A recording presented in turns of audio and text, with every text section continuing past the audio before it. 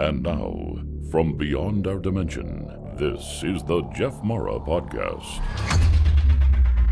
Here's Jeff. My guest is Eric Taylor, professional intuitive astrologer, teacher, and relationship coach who during his NDE went to multiple dimensions and experienced spiritual warfare. Eric, thank you for joining me and welcome. Thank you so much, Jeff, for having me on your podcast. Eric, if you don't mind, let's start on the day that you had this experience and go from there. Well, this was September 6, 2021. I entered the hospital on August 29th, 2 days after my mother went into the hospital. We were both in a hospital at the same time with COVID. As soon as I got in, I went down the hall to go visit my mom. They wheeled me down there. And it seems that each day in the hospital, I was getting sicker and sicker. They denied me the monoclonal antibodies. I had COVID. I previously had valley fever and had told them, about the valley fever. And when you have valley fever, you're not really supposed to have steroids. But their protocols, they were giving me steroids. And I got worse and worse. On September 6th, I remember it clearly. I had my fantasy football draft with my good buddies and all my friends, and one of my best friends, he was helping me over the phone draft my team from the hospital bed.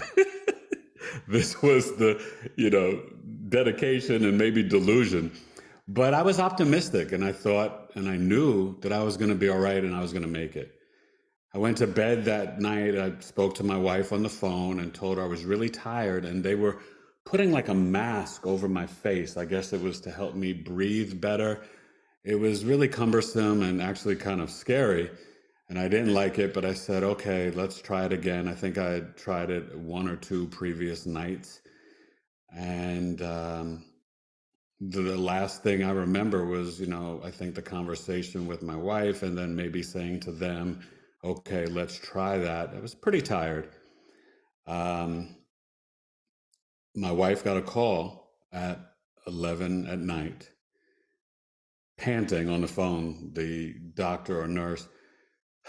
Your husband's organs are failing. Death is imminent. We'll call you back in about an hour. Click.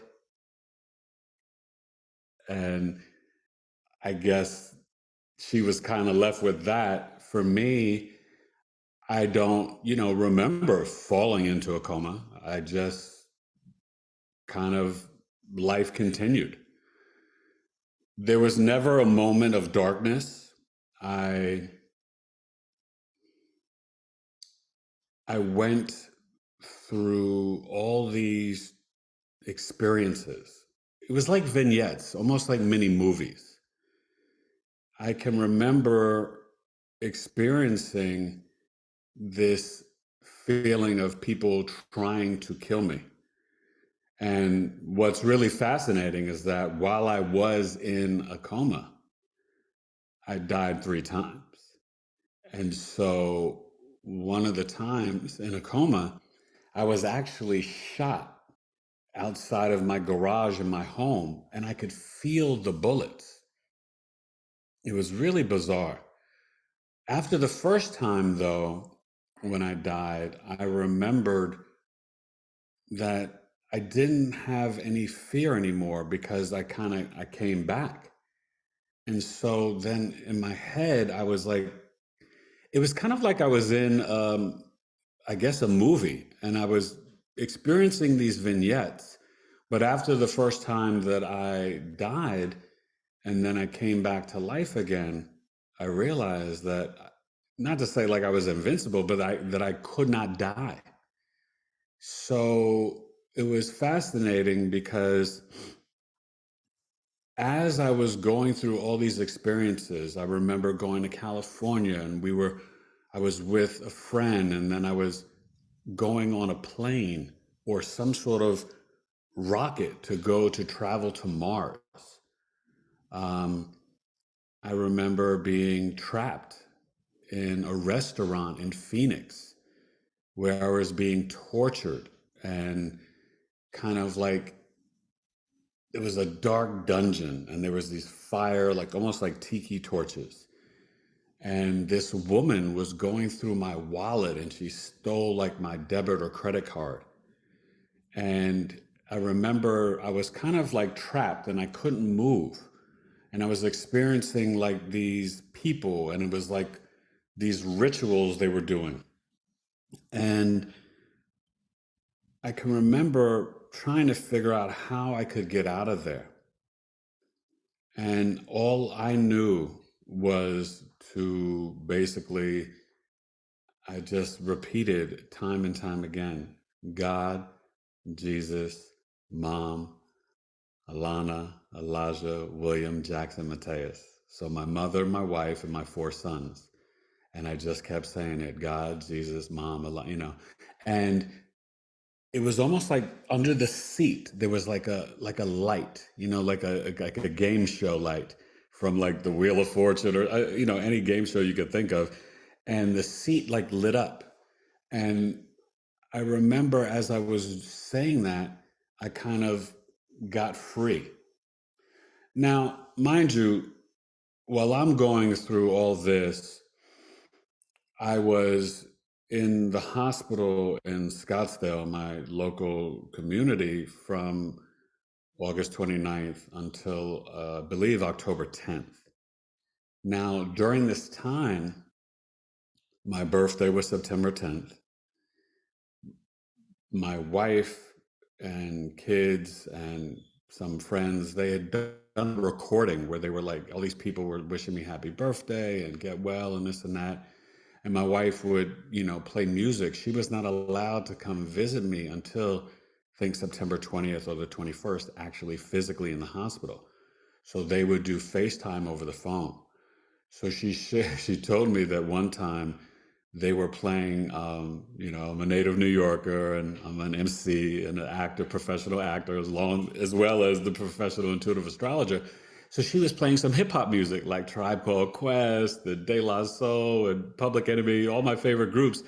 And she said, I started while I was in a coma, and I was laying there lifeless, that I started to bop my head and dance. So my wife and the kids were getting excited, but the doctor had said, or the nurse had said, we've got to stop because my blood pressure started to raise.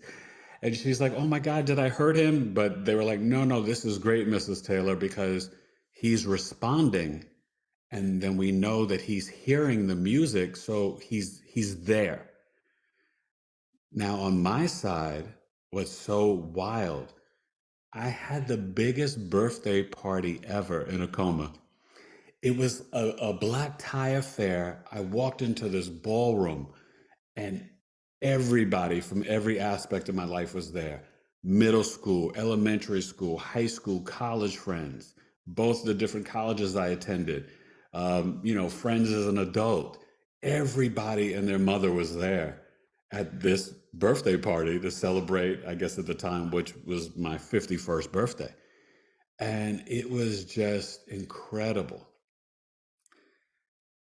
But then the vignettes would end and it would go to something else. And I couldn't piece things together because it didn't feel like I was in the hospital or dead. But then the vignettes would play where I would be back in the hospital. And one thing that my wife had shared with me that was, really fascinating is that as I was getting ready to transition to the hospital in Phoenix, St. Joseph's, they were stripping away the different medicines that were having me kind of, I was on the ventilator, I was completely out.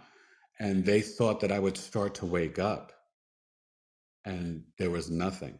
So there was the time where I was dancing to the music, and then my wife said there'd be days where there was nothing. And so they started to get concerned. So first they did a CAT scan of my brain to see if there was function. They did that, and everything was fine. They waited a day or two. I think they stripped another medicine off. Nothing. So then they were really concerned, and then they did an MRI of my brain. Everything was fine. I told my wife I was busy. I was fighting demons in spiritual warfare, battling Satan. I mean, it was it was almost if this was a spiritual test that I had to pass. The thing that was challenging, obviously, I had no idea. But while I was in a coma, my mother passed away September 21st. I took care of my mother well over 17 years, and we had a special bond. And that was, as you can imagine, extremely challenging. After I did finally awaken, my wife waited a bit, obviously, for me to get my strength to share that news with me.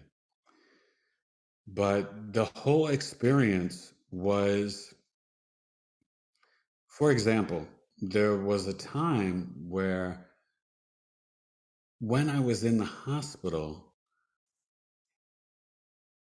and I'm talking about in a coma, obviously the whole time from August 29th until I came home November, I believe it was November 20th, the Sunday before Thanksgiving is when I returned home. And after the two hospitals, then I went to a sort of hospital rehab facility where, once I was up, I had to totally, it was like the Rocky theme music, rebuilding. I had 4 therapies a day, and I had to rebuild my whole body. But I can remember one time going to the hospital, and I was in a wheelchair, and I had to try to get up to go into this tube, and I couldn't make it in there. And I was stuck in the wheelchair, but I couldn't get into into this tube in the hospital. And what was so bizarre, the technology was more advanced. So wherever I was and what dimension I was in, the things from the computer, as if you would see an app on your computer, they were floating around the actual screen of the computer. So you didn't use a mouse anymore. You kind of tapped on things. And then that's how you would do things with the technology. It was otherworldly. But I found what was really bizarre and challenging was that not only that I feel like my people were trying to kill me in the hospital, I felt like my wife was trying to kill me, which was quite the contrary. She was by my side and so amazing and just, the champion of champions. For example, they had me on blood pressure medication. They were giving me the insulin for, I guess the blood sugar, because the the tube feed, that they were feeding me was complete crap. And because we had taken care of my mother, we were giving her Kate Farms, which was all organic and vegan and healthy. And so my wife had to fight to get me on that. And they didn't want to put me on it. So then she was the one providing it, and the nurse approved it. And she actually got in trouble in the hospital, if you can imagine. It's just insane. But once I got on that tube feed, the blood sugar went back to normal. Because in my whole life, I've never had issues with blood pressure or diabetes, nothing. Everything normalized within, I think, 48 hours. I remember getting on a plane going to England. I didn't know why, but there were all these different experiences. But what was really fascinating, I think it was either after the second or third time that I was killed, I astro traveled to my home. And this was bizarre because it was after a death, and I had an option to see my 14-year-old son, who at the time I guess was 12, to see him 5 years in the future, or I went to my sofa, and I opted to go to my sofa. And when I was there in my living room, I saw my wife talking to her business partner, a business associate, helping her with some finances and stuff.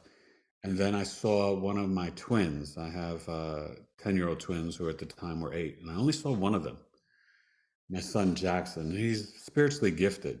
And what was so fascinating, Jeff, he was in 4K technology. And my wife and her friend Taria, they were in 90s VHS. But there was also at the time this spirit who I was interpreting and seeing as my wife's boyfriend. And she was not only trying to kill me, but like cheating on me, all this stuff. And so this is like the mind dancing and playing tricks on you. And it was almost like I was being tested to walk away from my family because it seemed like they were walking away from me. But I didn't. I never gave up on my love and my marriage, and we're almost 16 years now, going strong. But it was fascinating, this sort of deception and illusion, these fears, these experiences, and the feeling of being tortured and attacked and people trying to kill me. And my son, he came up to me, hugged me, didn't really say a word, and then just kind of walked off. And then I'm just watching my wife and her friend discuss business in the living room and walk into the kitchen. And I'm trying to talk to them, but they, can't see me or hear me. But my son could. And so that kind of threw me off. But the spirit, who was kind of this demon and representing, I guess, or who was her, I thought her boyfriend, this younger man, he was communicating with me. And that was kind of off-putting and bizarre. So a myriad of these experiences were going on, but this was one that was mind-blowing because when I was transferred to St. Joseph's October 10th, I didn't wake up officially to October 16th, which made it the 40 days. But on day 37, October 13th, I awakened, but it was at night. And it was dark. And I can remember like sweat dropping down from my locks on my face. And all I can remember trying to do, I was so weak and obviously, I couldn't communicate. And I was trying to lift up my hand ever so slightly to wipe the sweat. The nurses, this male nurse was there, and the night shift in the hospital was way different, Jeff, from the day shift. I'll tell you that. But he didn't turn on the light or didn't see what I was trying to do. And I guess he thought that I was trying to take off the ventilator. And I'm thinking in my head, are you kidding me? I'm glad I'm alive. I would never do this. So they put restraints on me. Oh, I was so angry and frustrated. I'm like, you dummy, I'm just trying to, like, look at me, I'm sweating. So I in my frustration and anger with the restraints, I just went back to sleep. And so then I awakened, I think again on the 15th, but I got the restraints put on me again. And I woke up officially for good this time on the 16th. And this angel of a nurse, it seems like in the morning, because I was always waking up at night, woke up in the morning, and she came in and she was just so careful. She saw these, she's like, oh my goodness, what are you doing with these restraints on you? And she took them off and she was just nurturing and caring to me. And, I don't, remember the time, what passed, but my wife was called and then they took me off the vent and put in the trach. And she said she wanted to be there for that, obviously. I don't remember that process. And then everything snowballed day after day. I was getting better. But one thing that was really bizarre, so back to the whole thing with my wife, the minute that I woke up and was able to communicate a little bit, I asked her with my scratchy voice, did someone come to the house? Did you have anyone at the house? Was Taria at the house? She's like, why? And she's looking at me because when I first saw her, I was angry. She's like, what's wrong? I'm like, you were trying to kill me. She's wondering why I was angry. I was hot.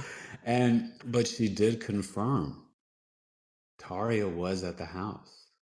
And my son Jackson told my wife, I saw daddy and he's going to be okay. So he saw me too. And I was correct. I was at that home. I was at my home. I saw my wife speaking to her friend and business partner Taria, and they were, conversing. And I described everything, and she was like, "How did you know that?" And I was like, "I was at the house." She was like, "What?" She was like, "Are you kidding me?" I was like, "Yeah." And so many of these things like that happen. One other experience that was really wild is that,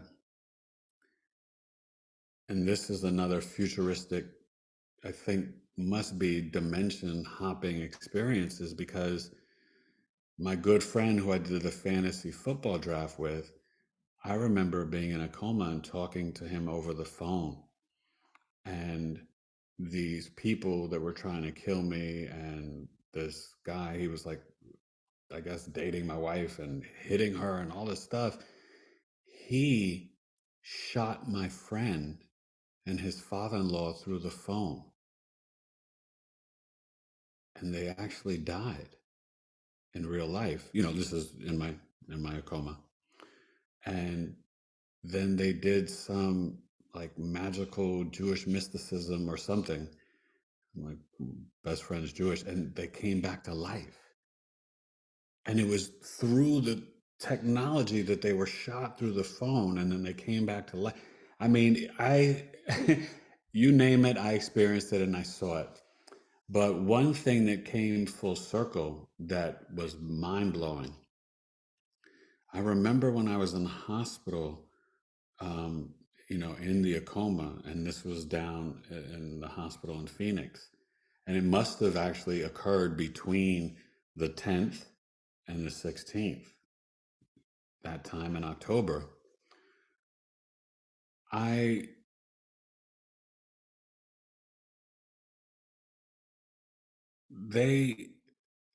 There was about 40 people, hospital staff in my room, and I was in a room alone.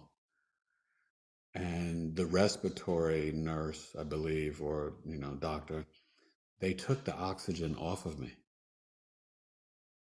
and I was gasping for breath, and I was they were like all sitting there like watching me die. And so I had to like discipline myself and get my breath and breathing in and out of my nose. And I told them, I said, you better give me back that oxygen so I can live. I was like, you have no idea who I am. I said, my family will come after you. And I said, I am a spiritual giant. I said, I will haunt and hunt all of you down in the spiritual realm, and you will regret killing me. And it was like I knew each person in the hospital, and I was calling their names and pointing at them. It was like 30, 40 people in the room. And I told them, I said, boom, boom. But what was so wild, I hadn't seen any of these people, because when I went to the hospital October 10th, transferred there, I was totally out. I had a nurse come up to me after I had awakened, and she saw me like, a week or two later, and she like walked past my room, and she's like, look, like she saw a ghost. And she was like, are you Eric Taylor? And I was like, yes. And she's like, oh my God, I was the nurse working the night when you were transferred to our hospital on October 10th. She's like, I prayed for you. And she's like, I didn't think you were going to make it. She was like, you were not here. She's like, she started tearing up. She was like, it's so good to see you. And I said, it's so good to be seen. But what was so wild, Jeff, is that as I started to get better and do the PTs and the therapies and walk out in the hall in the hospital, I started to see faces that I had never met, but I actually saw them in a coma in my room when they were trying to kill me. And I was, verbally giving it to all of those people. And the director of the hospital, they were doing construction in the hospital at the time. I never met him. The first time I saw him was when I was walking down the hallway in the hospital with my wheelchair. And then I got up and I started to take a couple of steps and everybody was clapping for me. And I looked and I saw him, and he was a tall gentleman, dark brunette hair. But I had seen him before. And I realized that at the time I wasn't sure. But then, one night, back home in December 2021 at my home, and I'm sitting there, and it just like was like a movie scene. It came full circle, and I was like, oh my gosh.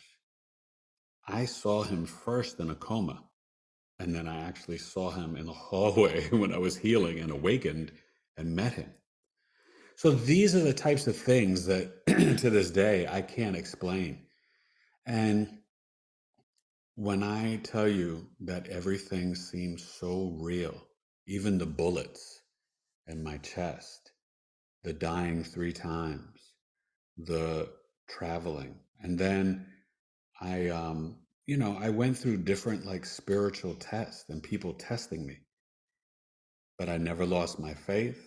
I never quit on my love and my marriage. And I only saw my mother once while I was in a coma. And it must have been early on, probably while she was still actually physically alive in the real world. And then after that, I didn't see her. I just would see my wife and my children. But yeah, some people kept the faith and thought I would make it. Some people thought that I was gone. And, I don't hold any grudges on anybody or anything, but I went through, obviously 40 days, is a long time. And a lot of people, they just thought that I wasn't coming back. And in my mind, I was like, I'm here for 3 digits. Eric Taylor's not going anywhere. So for me, when I did finally awaken, I don't know, it was kind of like this feeling of complete victory, survival, and kind of against all odds. Because when I tell you those 40 people, and as I was speaking to them, they finally did give me back the oxygen, because I told them, and I said, how dare you? I was very indignant. I was like, how dare you? Do you know who I am? Like, you can't kill me. I was just like, and I was talking to them, and I never begged or pleaded, but I let them know that this would be the greatest mistake of their life, that if they did kill me, they would regret it. Very Scorpio rising of me. As a professional intuitive astrologer, I'm like this Virgo and I'm a Scorpio rising, and death and rebirth and transformation. But, it was obviously life changing for everyone. And I had no idea all that would play out after this experience, because it changed me forever. Interestingly enough, as I was getting into the ambulance, my oxygen, when your oxygen gets to about 88, they want you to go to the hospital. When EMS came to my home on August 29th, my oxygen was in the 50s. And they were like, Mr. Taylor, how are you standing? I was like, oh, I don't know. And I got in the ambulance, and my wife was upset, and my sons, I have 4 boys, but 3 at home. And my boys were crying and getting upset. And I said, no. I said, listen, don't worry, Daddy's going to be okay. This is from the EMS pulling away from my house as they're like loading me up. And I told them, I said, Daddy's going to be okay. And I literally said, I'll see you in October. This is October 29th. This is August 29th. I woke up October 16th. But on that day, I said to them, as I'm pulling away, I'll see you in October. And sure enough, I saw them in October. So God is good. You know, you know, definitely have, and I've always said this, even as a sports fan, diehard Yankees, Steeler, Knicks fan. I have deep water faith, but I have it in my, you know, spiritual life as well. And I kept the faith, and here I am. Eric, thank you for sharing your experiences with us. Can you tell us more about your battles with Satan?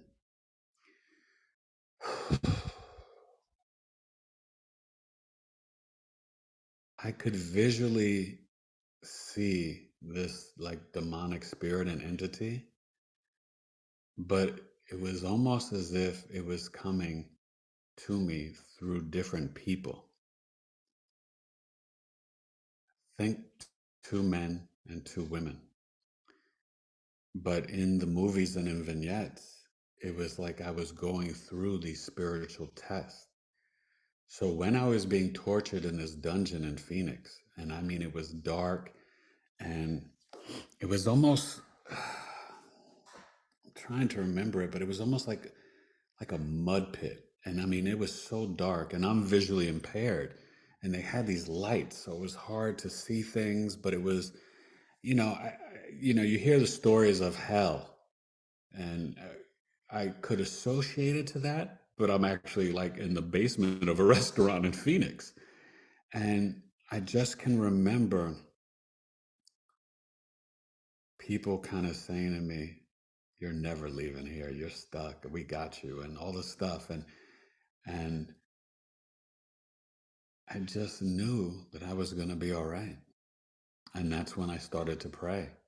And that's what freed me from that space. Now, some of the other experiences, it was like the demonic warfare that I was going through where I felt like my whole family was betraying me. Because there was a time where I was being pushed around in a wheelchair and I was coming back to my home, and all these people were living in my house, but it wasn't like my house now. It was like a different home. And my wife had like these two boyfriends. I think one of her good friends and my niece were there, but everybody was so evil and mean to me. And I was in a wheelchair, so I needed help for everything. And I can remember there was a basement. I don't have a basement in my home, but there was a basement. And in this basement, they were doing like all these weird demonic rituals and weird, crazy sex and all this stuff. And I can remember it was like my children wouldn't listen to me. My wife was ignoring me. And then that's also when I was killed, either for the first or second time. The second time was outside of my garage being shot. And I believe the first time was in the hospital. But there was like this giant, you know, dark-skinned African American gentleman who was like a security guard or bodyguard, I think, in the hospital, and he was threatening me. And I remember it was almost like they were challenging me and testing me and saying, to me, who are you? Who do you think you are? You're just scared. You're never going to have your family. You're never going to survive, nothing. And I remember looking up at my wife, and I saw her there. And I said, "Take me out of here. I want to leave." But I remember I was in the hospital in the room, and I was, oh my God, I almost forgot this. I was trying to using mental telepathy, to contact my good friend Tal and my cousin Dawn, who's like my younger sister. And they actually flew out to New York, from New York, to come and visit me. and they were trying to come and see me, and I could hear them in the hallway outside of my room. But the nurse had closed the door and wouldn't allow them and let them in. And so it was just, but then when people would turn and face to me, I could see like the devil or like a demonic spirit in them. And those were like the faces and the facets or the experiences of literally seeing Satan and just being kind of turned away at my every push or pull or desire for connection and survival. And, this is a friend that I've had since 11, 12 years old, and my cousin, and they flew out. And ironically enough, this is really weird. They actually got me on the plane flying to JFK, hooked up to all the medical stuff, and I'm in my medical, I'm in the hospital bed, and I was like being transported. And this was the craziest thing. As I flew back to New York, because I wanted to go to Columbia Presbyterian Hospital where I was born, and they saved my mother's life there, and just, it's what I knew, a home. I wasn't taken off the plane. And somehow I flew back on the plane back to Arizona and was like stuck and trapped again. And they were laughing at me, the hospital staff, like, oh, you thought you were going to get away?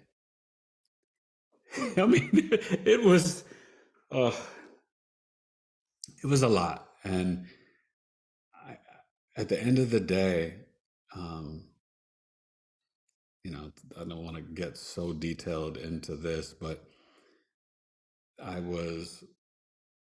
this woman was trying to take me through these spiritual tests, and she wanted me to do something or be at some event, and they wanted me to like cut off my hair and dye it and do all this stuff, but it wasn't me. And so they were like taking me through these tests, and this was like the last thing for me to do. And I said, no, I won't do that. That's not who I am and what I believe, so I won't do it. And so it was almost like I was being spiritually tested, and I passed each and every test. And I never saw a moment of darkness. I didn't see a light. I always felt the presence of God when I called on God, but I also felt like every moment I was experiencing one form of another of being tested or tortured. And seeing myself in the wheelchair. And there was, I almost forgot. Somehow I was down in Kentucky, and this man, like a hillbilly gentleman, was trying to take my home, and he said that I was related to Cassius Clay, and his last name was Clay. And he was trying to say that I wasn't Eric Taylor and that he had rights to my home because I was in the Clay family. I mean, like these are the types of and I have no idea where this came from, but it felt so real. And we were on a train. I was on a train going to, I was going to Kentucky. And then I was out to dinner with some woman who was like an old friend. And I was reaching for a plate of food and accidentally like touched her chest breast area. Complete accident. And then she turned it into some sexual assault thing to like lift up her political career for some Me Too experience. And I was like, what? Like, I mean, it was so wild and bizarre. The ups and downs, the ebbs and flows, but when I tell you about the respiratory nurse, I saw her later in real life before I met her. So I don't know if there was some sort of dimension hopping, or obviously I know I astral traveled to my home, But to be in a coma and to visually see people and then to actually meet those people in real life when I awakened in the hospital, that was chilling. Do you think that due to your illness, you were in a lower frequency or vibrational state that put you into contact with all these lower energetic entities? Well, I know I had been battling the valley fever since 2013, but I was doing well. Health wise, I was in a great place. Ironically, that summer and starting that spring, I was exercising and jogging and weightlifting almost as if like I was prepared for like war or something. You know what I mean? I don't know, but I felt great. 50-year-old man and been through, different health issues. But obviously with the Delta and the COVID, I mean, the way that it came over me, and it was my second time having the COVID, it was a whole different experience. I feel, and I kind of know now, because since I've awakened, my spiritual gifts have increased. I have increased my intuition and psychic abilities. When I do my birth chart readings, it's beyond astrological knowledge in terms of what I can see into a client's life. My senses have been heightened. And ironically enough, I have an eye disease called retinitis pigmentosa, where as through your life, usually people go completely blind. Well, my eyes were tested after I came home from the hospital and my vision improved. That's not even supposed to happen. So I think I was going through, or I know I was going through, not only spiritual warfare, but spiritual tests, the dark night of the soul. And I understand now that I must have accepted or agreed to this. And it was to really take me through this spiritual journey to prepare me for my assignment here on earth and what I'm doing now. So, yes and no. I think this was something that was meant to be.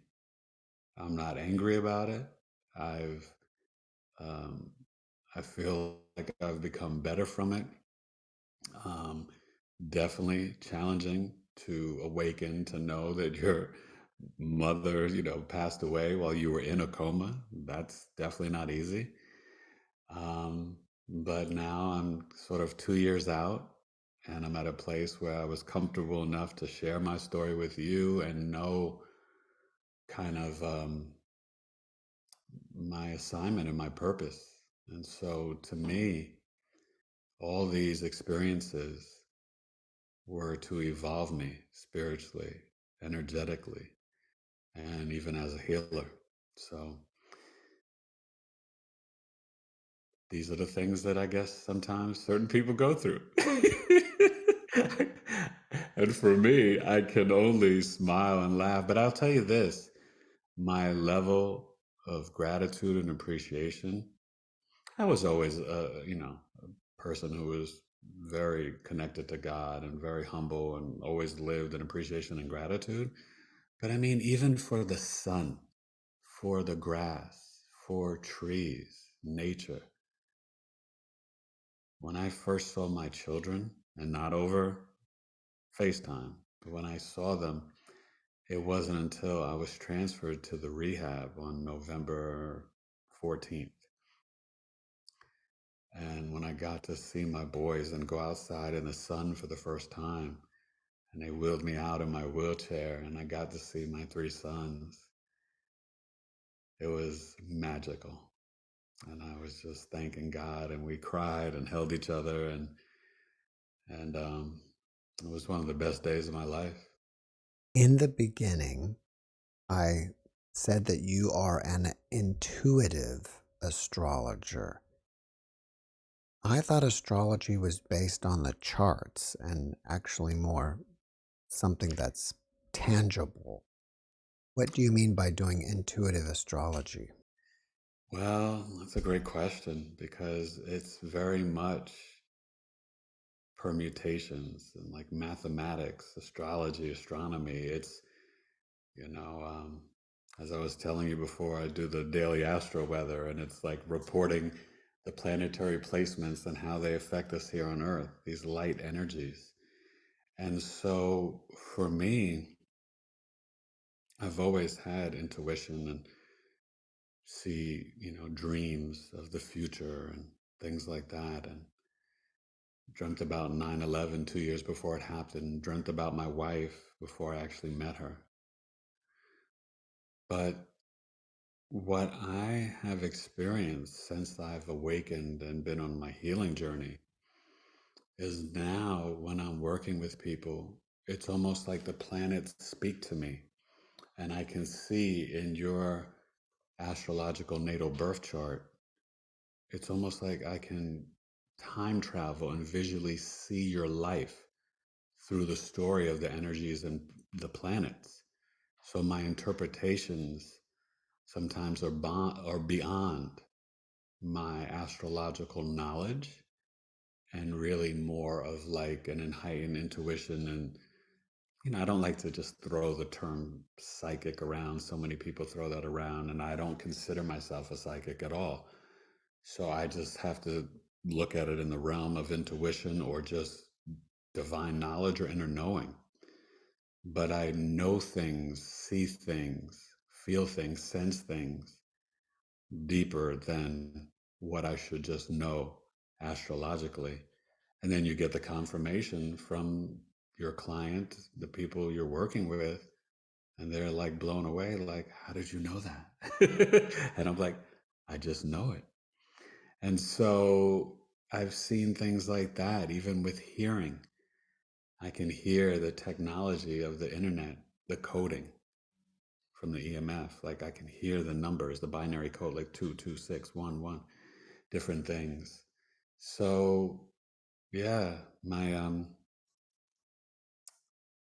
intuition has jumped leaps and bounds, and um, I'm grateful for it because for me, I am here to be of service to the collective and help guide people through their birth charts, which is the map of your life. There's no victimhood in astrology. We chose our charts before we incarnated up in heaven with God. I really believe that. And, astrology is everywhere. It's in the first calendar, it's in the Bible, the Torah, and the Quran. It is, it is really something. As a relationship coach, do you advise people based on their astrology or something totally different? Both, and it depends on the person because I respect that some people are not into esoteric or occult knowledge, or that they may feel astrology is not for them. And obviously, some people may think astrology is a sin. So for me, I am about meeting people where they're at because for me, it's about helping people transform their lives, heal their inner child, reprogram their subconscious mind so that they really have true self love. And then through that process, because I work with people who are in a relationship or marriage, so I work with couples, and I work with people who are single trying to potentially find their soulmate. But the first step in that process is always truly loving yourself. And that's not easy. And that's a process. And it's my job and my gift to really guide and help people. And I have a program that's 11 weeks and call it the Elevators to Love. And it's a book that I'm working on and almost finished with. And the first floor is unlearning because we have to unlearn all of the programs that have been placed upon us, right? We're born into a world where green is go and red is stop. We didn't choose that. It was chosen for us. So we're in this matrix, this Saturnian bubble. So when you're unlearning, you have to unlearn the programming, so then your conscious mind can make conscious decisions, and that you're not just kind of living life through the story and the messages that were given to you by your parents, society, the government, the school system, the media, the social media, the movies, the television, the magazines, siblings, your neighborhood, and that you are consciously choosing the life that you want to live. And that's what I help people with. And I love it. It's interesting to me that quite a few of my guests talk about how people don't love themselves enough. Why is that?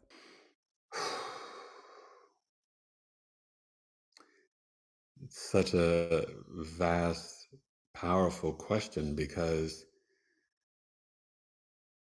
when we are really, I think, in relationship with God and connected to God's source energy, it's only love.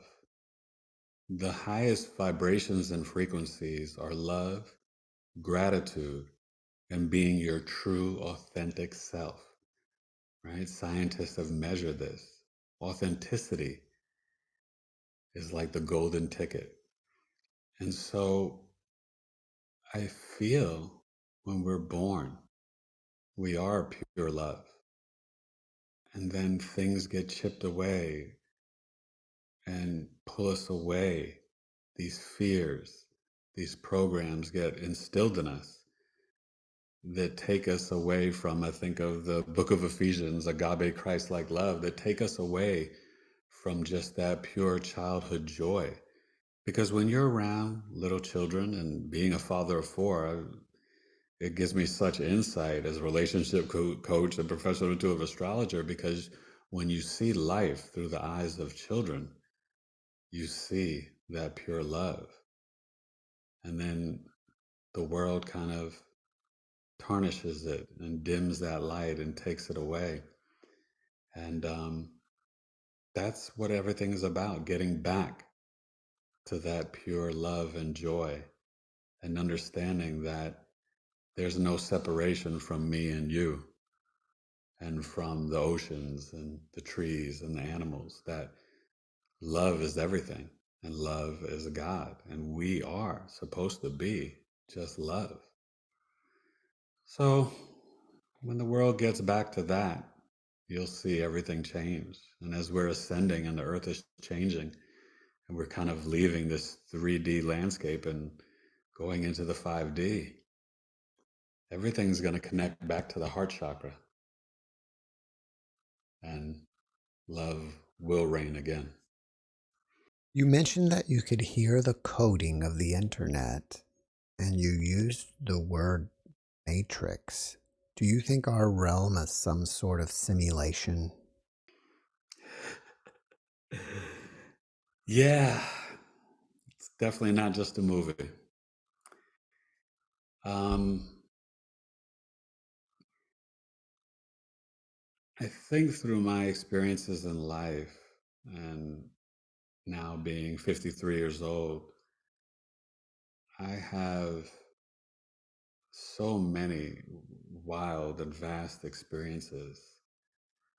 And I remember about 3, maybe 4 or 5 years old, almost drowning in Acapulco. My father getting me out of the undertow. And I remember being in a bus accident, going to school in the Bronx in Riverdale on the day of Ronald Reagan being inaugurated. There was snow in New York, a bad snowstorm, and very close to dying then too.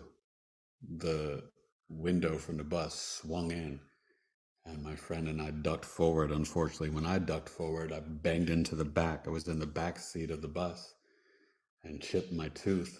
This was 4th grade. And when you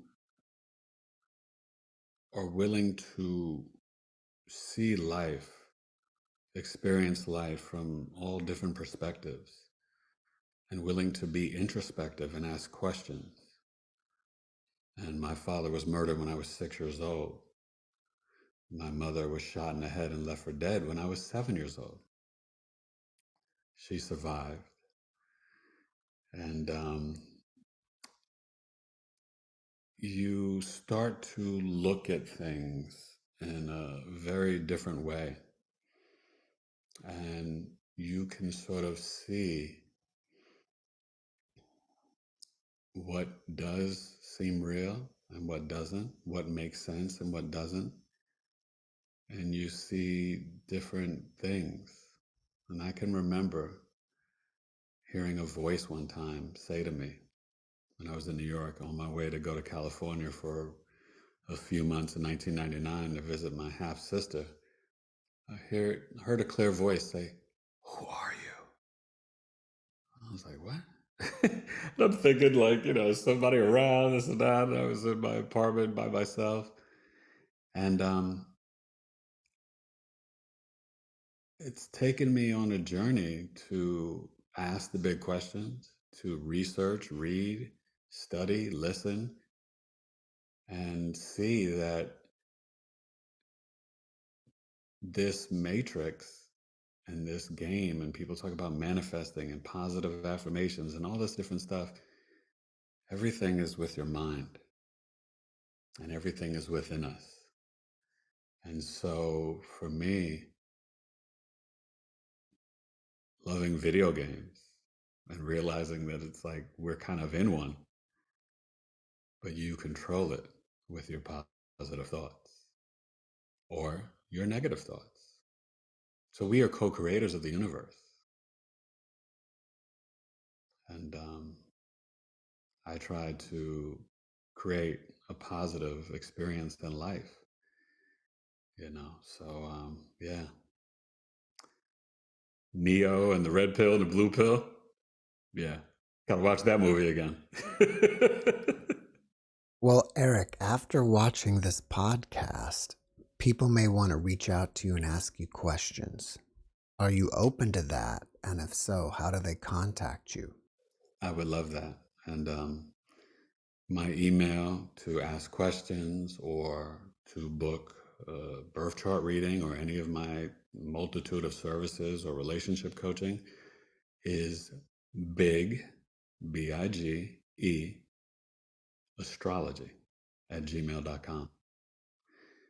And I am someone who is really open to helping people, to sharing my experiences and my truths, and open up their eyes to new thoughts and possibilities. And maybe astrology may be something to help them with every aspect of their lives and improve every relationship in their life, which astrology can definitely do. Eric, before we finish up, can you give us one last positive message? Definitely. Please understand that none of us are victims, and all of us have inner power and spiritual gifts. And I know sometimes life can be challenging and hard. I've lived it. Look at me as a inspiration and testimonial. Both my parents shot, 13 surgeries, an eye disease that told me at the age of 10 that I'd be blind by 21, and I still can see. Near-death experience, 40 days in a coma, 85 days in a hospital. And I've never, for one moment, not enjoyed every single day of life. I've never asked God, why me? And I've never thought that I was a victim. Now, I did question, like, hey, they always say God doesn't give you any more than you can handle. But I'm like, well, hey, wait a minute, God, we need to get you the memo. I'm not this strong. It's a myth. But we're all strong. You are strong. Know that, trust that. But you have to be intentional about life. You have to speak positive, think positive, and expect and dream positive. And understand your subconscious mind is always listening. So even try to speak positively about others. Even if you're in your car and someone cuts you off, just like, hey, have a great day. I know life is challenging. But for me, I want everyone to know that anything is possible. And you just have to choose to have faith and believe that you are on a very, very karmic assignment. And you may need some help just figuring out what it is, who you are, your purpose, what your gifts are. And I would be honored to kind of assist you, guide you, help you on that journey. So don't hesitate to reach out to me. Eric, thank you for your message, and thank you for being my guest. Thank you so much, Jeff. This was a pleasure and an honor. Thanks for watching the JeffMara podcast. I really appreciate you. Another way to show support is through YouTube memberships. And if you do, there are loyalty badges and other perks depending on your level of membership. All you need to do is click the join button underneath the video to find out more. Thank you for your support.